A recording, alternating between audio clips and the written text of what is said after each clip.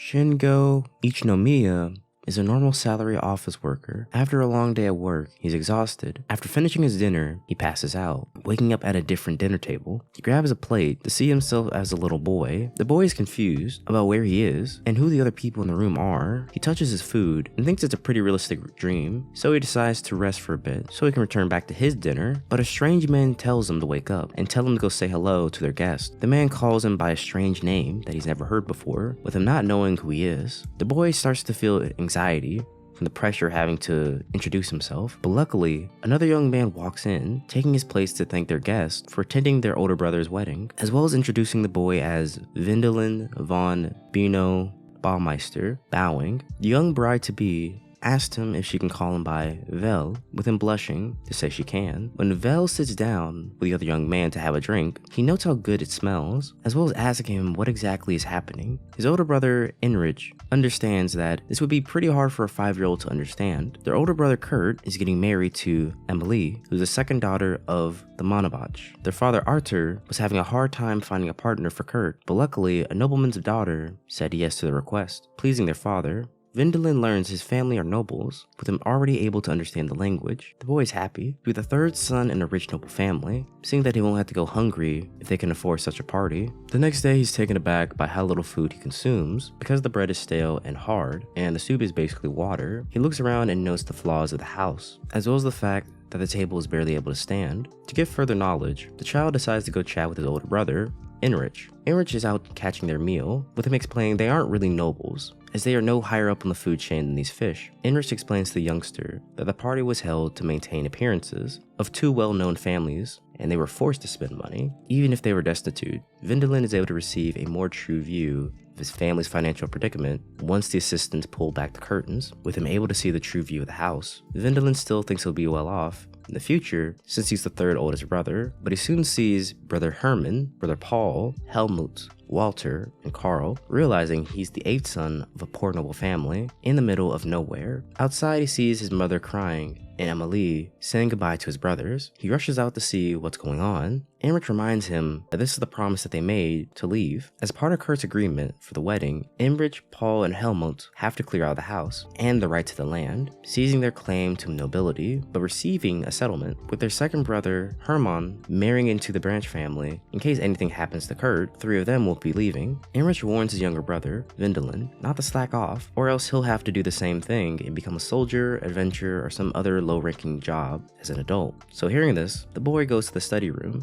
to start reading, but he can't find any useful books in the study room, only finding romantic novels. But he happens to knock over a crystal ball. The ball can test out his magical aptitude. The description tells him that everyone in the world has mana, but not everyone can cast a spell. The note also says the magical power someone has can be hereditary, but must be worked on. So he decides to try, but isn't able to do anything. That is until the crystal ball glows. He reads that if the crystal ball shines like a rainbow, that means he has a high aptitude for magic. Meanwhile, in the forest, a man with long blonde hair senses something powerful. His father, Arthur, walks in needing to grab his son. The boy asks his father, do they have any other books besides these? But the man says he never needed them, with him not being able to read.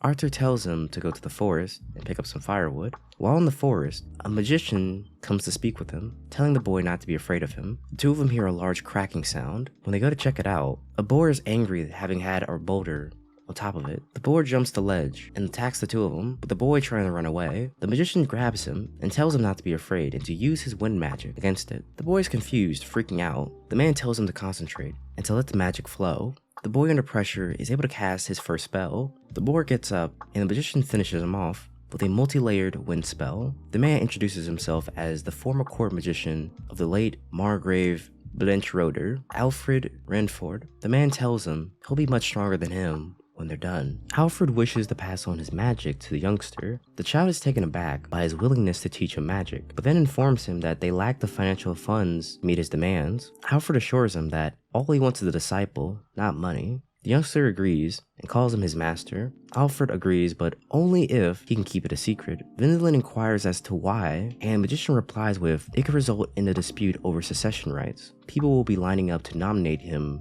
the next seat of the Lord. He's perplexed as to why that would be the case, as he's the 8th son of a poor noble family, wondering why people would choose him. Alfred tells him he's too young to understand the politics of all this, and is doing this for the boy's own benefit. In this world, magicians hold a lot of power. In the forest, Alfred wants the boy to circulate the flow of mana throughout his body. After he does this, Alfred is happy to see that he was right about the boy. Explaining the amount of mana a person possesses is determined from birth, with him happy to see that he has the potential to be as strong as him, if not stronger. In the study room, his father stares at the crystal ball. Kurt sees this and wonders what he's looking at. Archer tells him it's nothing, but the man was sure the crystal ball was a floor higher than this, wondering if someone has moved it. Guessing Vindalin did so, laughing at the boy for thinking he had any aptitude for magic, with Kurt joining in. Guessing the boy took a look at his pitiful existence and put it back. After a few days, the boy is able to cast fire magic. His master returns with veggies, which he's going to be using to keep his family in the dark as to what he's doing. That night, the family dines on the strange vegetables the youngster brought. His mother and Amelie both remarked about how well his foraging skills are. His father inquires as to how did he obtain these particular veggies. Kurt is enraged, but his father points out you can only get these across the bridge, asking him did he fly, with them all laughing, saying that's not possible. Kurt begins to sweat and wonders if the youngster is a magician. The next day, Alfred takes him flying, teaching him how to track mana from feeling the vibrations all around him with his eyes closed. Eventually he's able to find a bird, throwing a rock and enhancing it with a wind spell, guiding the flow of wind. Excited he was able to eat a roasted bird, adding wasabi on top of it that he found in the forest. His master decides to try it, putting way too much on the bird, with him loving it. His master reminds him not to go too far in the forest, with there being beasts much stronger than humans inside of it. This makes the boy worried, but his master then tells him there are some rare ingredients and luxuries, on the other hand, that no one has seen. While he's practicing his water magic, he informs his master that his brother has been watching him lately. Alfred guesses that his brother suspects him to be having an affinity for magic, probably worried about his position. The boy is annoyed and confused about why someone would want him to be the Lord. This intrigues his master. Assuming the student would want to become a Lord, Vindalin finds the idea a pain, but admits he doesn't know much about it or know yet what he wants to do in life. Alfred suggests he becomes an adventurer, with him also noting that he was once an adventurer as well. The boy likes the idea, daydreaming about what it would be like. Alfred starts to feel a dark energy around him, with him begging not to lose control. At dinner, he informs his family that he wants to become an adventurer when he becomes 12, enrolling into the academy. Arthur reminds him he would have to leave his noble house, which makes his brother happy, but his father bursts his bubble, telling him he would need to have a great deal of money, which is something the family can't afford. His master devises a plan to get him a lot of money, sending him to become a merchant, but he would have to go to Brinchburg, but he's far away in the Baumeister knightdom. But first, he has to learn flight magic.